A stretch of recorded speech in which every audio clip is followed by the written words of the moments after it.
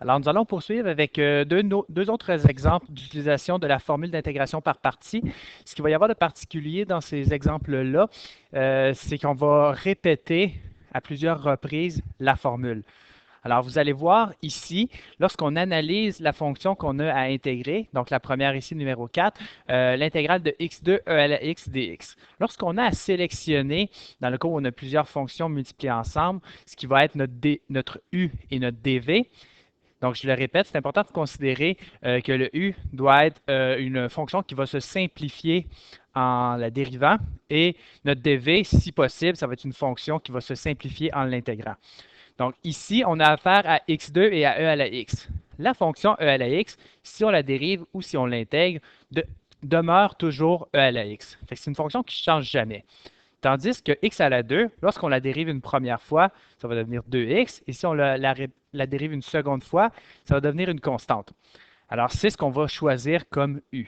Alors ici, notre changement de variable, nous allons poser que u va être notre fonction polynomiale x à la 2 et dv va être e à la x dx. Ainsi, du vaut 2x dx et l'intégrale de e à la x dx, v vaut e à la x.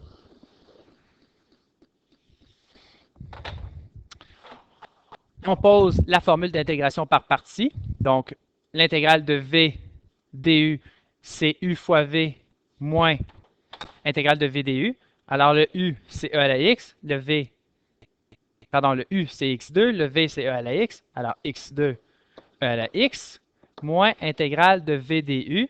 Donc, 2x, e à la x, dx.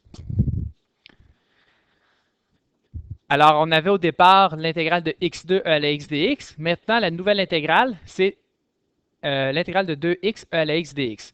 Donc, c'est une intégrale qu'on ne peut pas encore faire directement, mais on peut poser une deuxième fois la formule d'intégration par partie. Et vous allez voir, en dérivant une première fois x2, on a obtenu 2x. On va le dériver une seconde fois et les x vont disparaître. Alors, je vais poser un second changement de variable. Ce faisant, pour ne pas utiliser les mêmes lettres, ben, ce que je peux faire, c'est revenir à mon premier changement de variable et de mettre un indice à chacune de mes variables u et v. Donc, j'ai u1 et v1. Alors, ainsi, mon deuxième changement de variable va être u2 qui va être égal à 2x et dv2 va être égal à e à la x dx. En passant, on aurait pu sortir le 2 ici, on aurait pu le sortir de l'intégrale et plutôt considérer comme u x uniquement. Ça aurait été une autre façon de le voir. Alors, j'ai fait la moitié du travail pour le changement de variable. Il faut maintenant dériver et intégrer. Donc, la dérivée de u2, ça va être 2 dx. Et l'intégrale de dv2, de manière similaire au précédent, ça va être e à la x.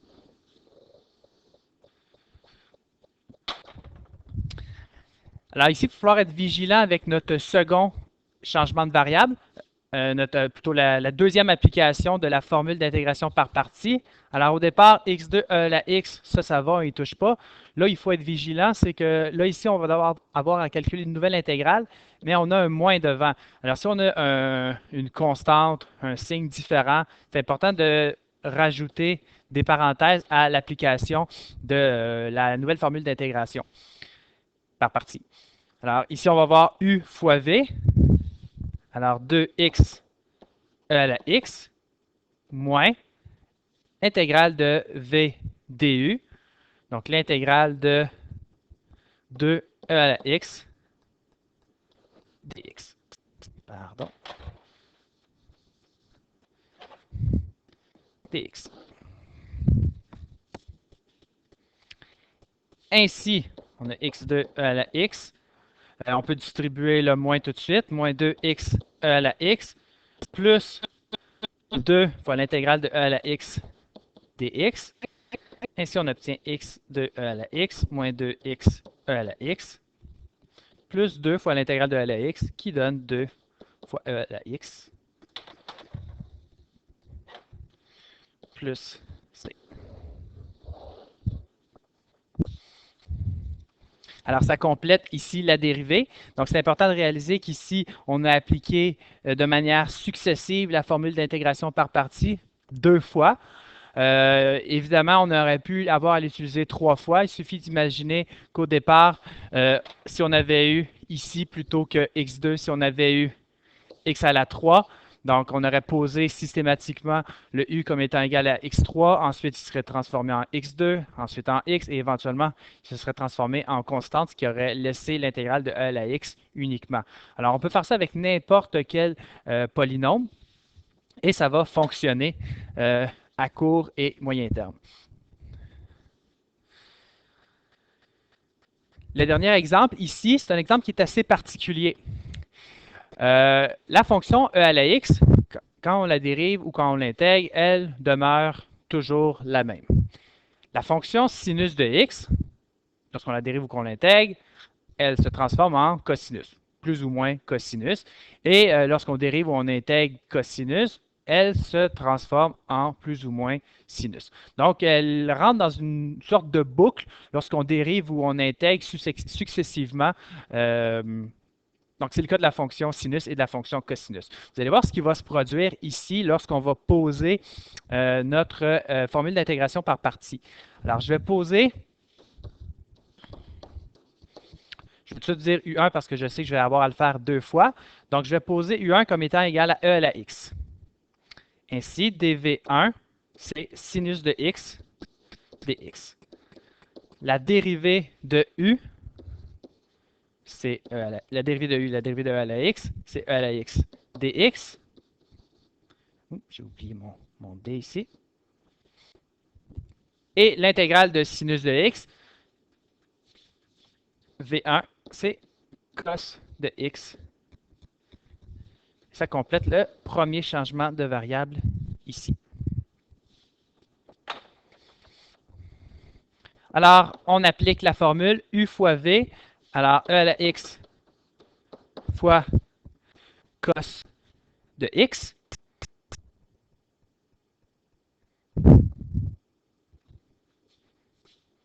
Oh, je viens juste de réaliser une petite erreur ici.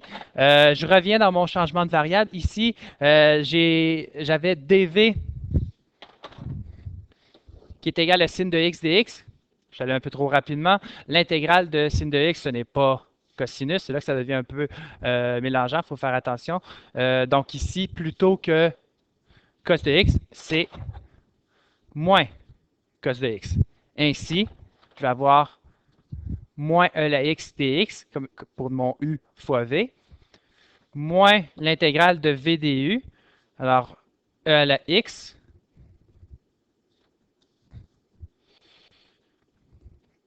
e à la x dx pour mon du et moins cos de x. Donc, on vient changer le signe devant l'intégrale. Donc, je récapitule. Donc, j'ai fait ma correction au niveau de mon signe pour le V1. C'était plutôt moins cos de x. Alors, U fois V, c'est E à la x fois moins cos de x. Alors, moins E à la x cos de x. Moins l'intégrale de E à la moins cos de x, E à la x. Donc, moins moins devient plus. Donc, on se retrouve à devoir intégrer plutôt que E à la x sinus de x dx qu'on avait au départ, E à la x fois cos de x dx. Donc, c'est similaire.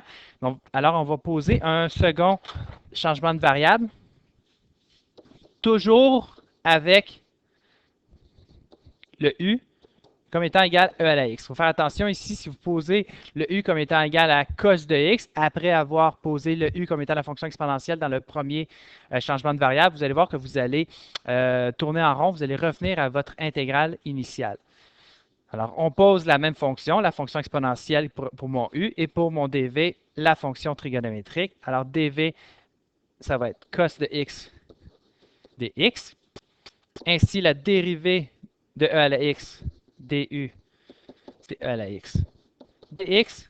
Et l'intégrale de cos de x, là on fait attention, intégrale de cos de x donne sinus de x. On essaie de ne pas se tromper avec les signes.